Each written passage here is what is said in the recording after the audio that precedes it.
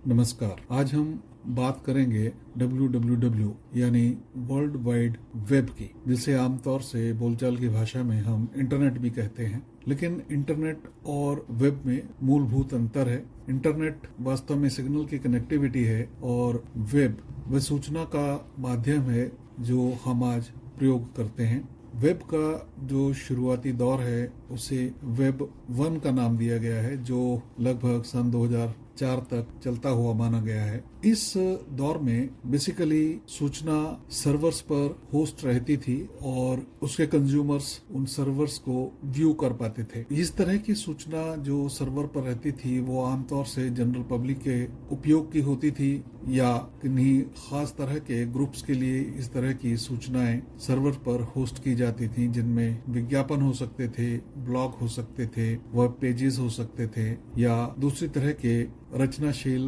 कार्यों का प्रदर्शन हो सकता था और इसी तरह की अन्य बातें। लेकिन इनमें जो सबसे प्रमुख बात थी वो ये थी कि ये वास्तव में वन वे ट्रैफिक था, यानी किसी सूचना पटल पर लिखी गई सूचना को यदि कोई पढ़ता है तो समझ लीजिए वह वेब 1 का दौर था। इसके बाद जो दौर शुरू हुआ उसे हम वेब 2 के नाम से जानते हैं। जब वेब 2 की शुरुआत हुई तो यह वन वे ट्रैफिक से निकलकर टू वे ट्रैफिक की तरह से हो गया, यानी अब जो उपभोक्ता है वह सर्वर पर रखी गई सूचनाओं को केवल पढ़ ही नहीं सकता था, वो उन सूचनाओं के साथ इंटरैक्ट भी कर सकता था। जो वेब का उपभोक्ता था वो अपनी तरफ से भी जानकारियां या सूचनाएं वेब पर रख सकता था। इसे हम इंटरैक्टिव ईरा कहते हैं। इस दौर में जो वेब का प्रयोग करता था उसका हस्तक्षेप काफी ज्यादा बढ़ गया, बजाय इसके कि जो सूचनाएं पहले सिर्फ सर्वर पर रहती थी। जो उपभोक्ता था वो कंटेंट जनरेट करने लगा, वो इस तरह का कंटेंट जनरेट करने लगा जो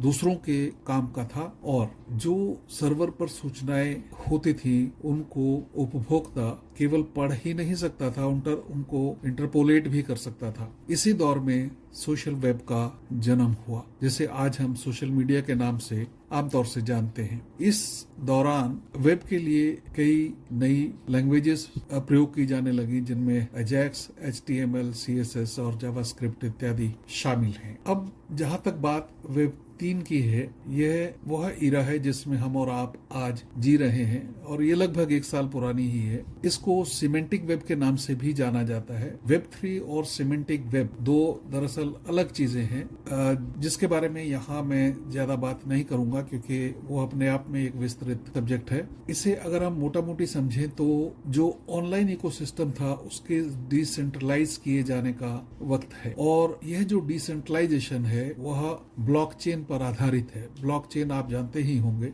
क्रिप्टो करेंसी की दुनिया में बहुत बड़ा टर्म है। ब्लॉकचेन के बारे में आपको अलग से पढ़ना होगा क्योंकि ब्लॉकचेन थोड़ा क्लिष्ट विषय है जिसे मैं यहाँ पर कवर नहीं कर रहा हूँ। लेकिन समझने की बात यह है कि अब कोई सूचना केवल एक ही सर्वर पर नहीं है, उस सूचना के बहुत सारे हिस्से किए गए हैं और उन हिस्सों को अलग अलग सर्वर पर रखा गया है। जब उस सूचना को वापस हमें इकट्ठा करना होता है तो वो हिस्से उन सारे सर्वर से वापस लिए जाते हैं और एक जगह जोड़ लिए जाते हैं। तो इससे आप समझ सकते हैं कि जो डेटा सिक्योरिटी है वो कितनी अधिक बढ़ गई है, क्योंकि ये सारी प्रक्रिया हाईली क्रिप्टोग्राफ्ड है और इसमें सेंध लगाना आज की तारीख में लगभग असंभव है। और वेब 3 का उदय कैसे हुआ, उसके पीछे जो मुख्य कारण है वो क्रिप्टो करेंसी का आविष्कार है। और क्योंकि क्रिप्टो करेंसी में जिन लोगों ने इन्वेस्ट करना शुरू किया वे स्वयं हाई प्रोफाइल टेक्नोलॉजिस्ट थे और बड़ी बड़ी कंपनियां थीं, और उनके पास जो तकनीक की जानकारी थी उसको उन्होंने डेटा सेफ्टी के लिए अच्छे ढंग से प्रयोग किया